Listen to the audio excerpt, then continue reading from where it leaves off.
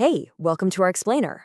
Today, we're diving headfirst into one of the most fascinating and, let's be real, one of the most intimidating books in the entire Bible, the Book of Revelation. But what if I told you there was a key, a kind of blueprint, hidden inside the text itself that could unlock the whole thing? It's a pretty wild idea, right?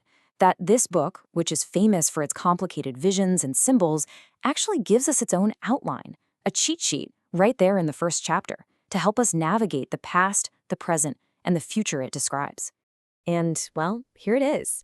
In chapter 1, the instruction is given to write the things which thou hast seen, and the things which are, and the things which shall be hereafter. You see that? Past, present, and future. It's a three-part structure that, according to the source material we're looking at, is the key to understanding the entire book.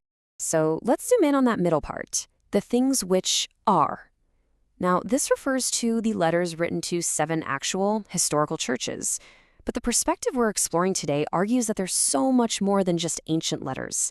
They're actually a prophetic map of all of church history. Okay, check this out. This interpretation suggests that if you map the characteristics of each church in their exact biblical order, you get this incredible timeline of the entire church age. You start with the early, apostolic period of Ephesus, you move through persecution, then compromise, the Reformation, and it all ends with what this view calls the final, apostate or spiritually lukewarm church. The argument is that this isn't a coincidence, it's a prophetic timeline, hidden in plain sight. So that brings us to the third part of our outline, the things which shall be hereafter. Beginning in chapter 4, the whole scene shifts dramatically. We're suddenly in heaven. So the big question becomes, if the church age on earth is over, who is this heavenly audience watching all the coming judgments? Let's really focus on this heavenly audience for a minute, because the identity of this mysterious group called the 24 Elders is absolutely crucial. You see, they're sitting on thrones all around the throne of God, and figuring out who they are tells us who is already in heaven before the tribulation kicks off on earth. You know, the text gives us some very specific clues. They're on thrones, not just ordinary chairs.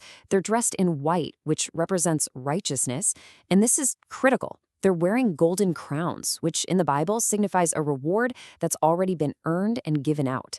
They're also called both kings and priests. We can also figure out who they are by a process of elimination, by who they're not. Later in the book, we see the 24 elders standing alongside angels, so they can't be angels. They're also presented as a totally separate group from both the nation of Israel and from the believers who come to faith during the tribulation. So they're a unique, already completed group. But honestly, the biggest clue of all is that they straight up tell us who they are. They sing a new song, and just look at these words. Thou hast redeemed us to God by thy blood, and hast made us kings and priests.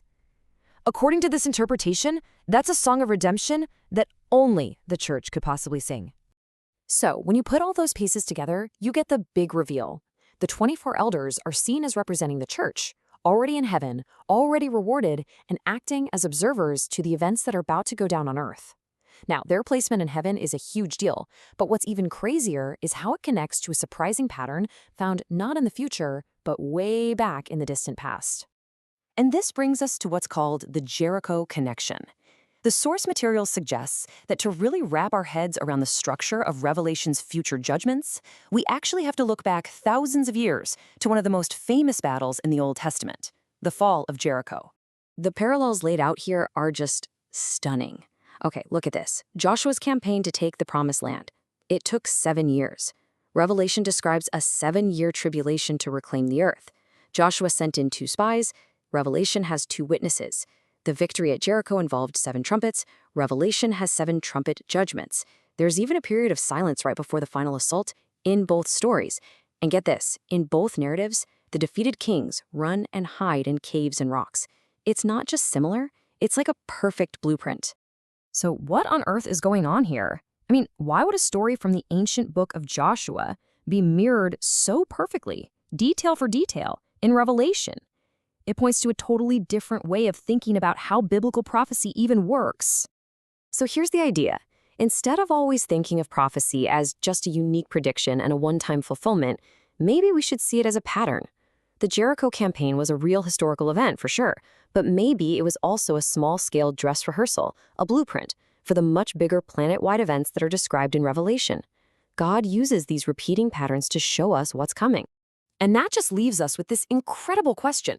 If the siege of Jericho is a pattern for the end times, what other ancient stories, what other historical accounts might also be blueprints, hiding there in plain sight, just waiting to be unlocked?